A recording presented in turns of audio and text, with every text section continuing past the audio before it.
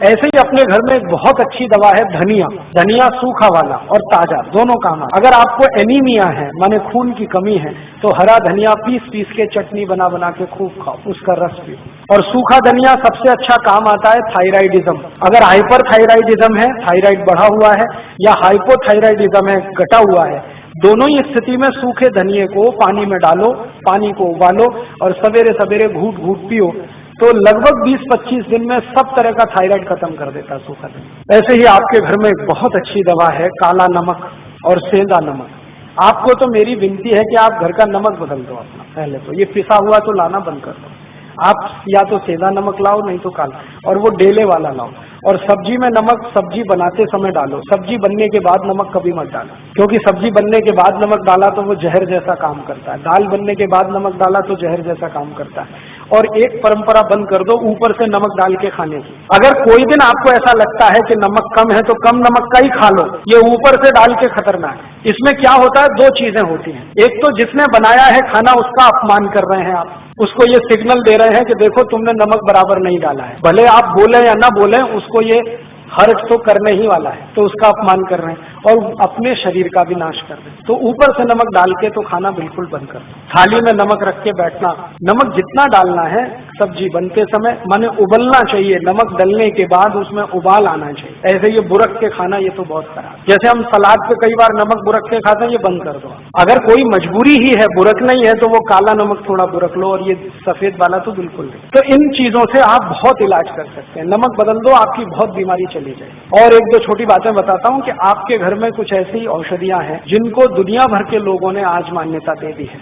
वो उसमें से एक है तुलसी। अगर तुलसी आपके घर में है, श्याम तुलसी घर में है जिसके पत्ते गहरे हरे होते हैं, तो आपके घर में सब बीमारियों का इलाज है। इस तुलसी के पत्ते का काढ़ा बना के जो भी पी लेगा उसको कभी चिकनगुनिया हो नहीं सकता, ये गारंटी मैं देता हूँ। और चिकनगुनिया ठीक होने के बाद जो सब शिकायतें हो रही है ना, अभी दर्द नहीं जा रहा है, कमजोरी नहीं जा रही है, एक ही दिन तुलसी का काढ़ा पी लो तो सब चला जाए। तुलसी जो है ना एंटीपायरेटिक है, माने बुखार से होने वाली तकलीफों की सबसे अच्छी दवा है तुलसी। कभी भी बुखार आ जाए तुलसी का काढ़ा कभी भी दो, भूलो ही मत। ज्यादा तेज बुखार हो तो तुलसी के काढ़े में अदरक का रस मिलाओ, नहीं तो सौंठ का पाउडर मिलाओ। और ज्यादा तेज बुखार है तो इसमें पीपर मिलाओ, छोटी पीपर मिलाओ। और ज्यादा तेज बुखार है तो नीम की गिलोय मिला लो या नीम के पेड़ की छाल का पाउडर मिला लो।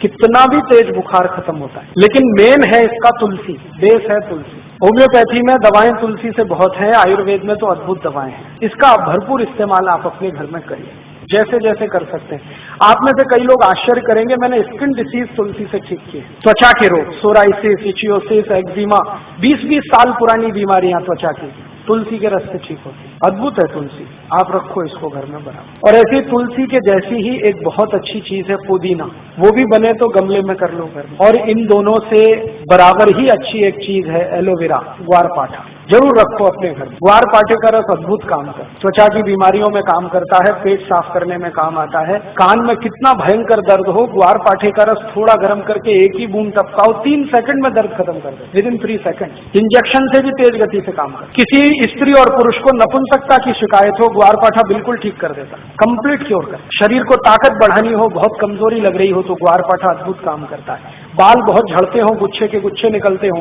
ग्वारपाठे का रस बाल में लगाओ, जैसे तेल लगाते हैं, 1 घंटे के बाद धो लो तो बाल झड़ना बंद करा देता है। बाल ज्यादा काले रखने हैं तो ग्वारपाठा सप्ताह में 1 दिन लगाते ही रहो रस के रूप में, अद्भुत काम करता है। आंखों की रोशनी बढ़ानी हो तो ग्वारपाठे को इस्तेमाल कर सकते हैं, पीने के रूप में ले सकते हैं। बच्चों को फोड़े फुंसियां बहुत होती हैं, 1-1 चम्मच ग्वारपाठे का रस 3-4 दिन पिला दो तो सब फोड़े फुंसियां होना बंद।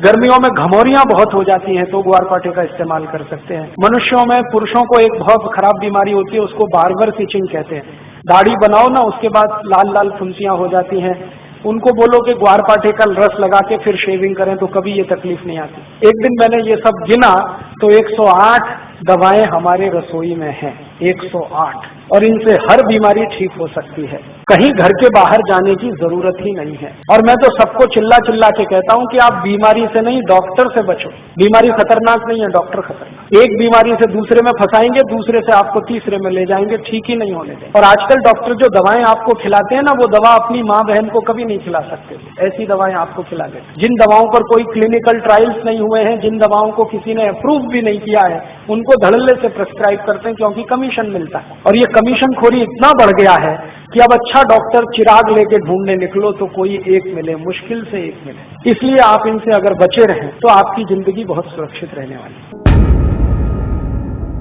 सारे देशभक्त हमारे वीडियो को लाइक, शेयर और हमारे चैनल को सब्सक्राइब करें। जय हिंद।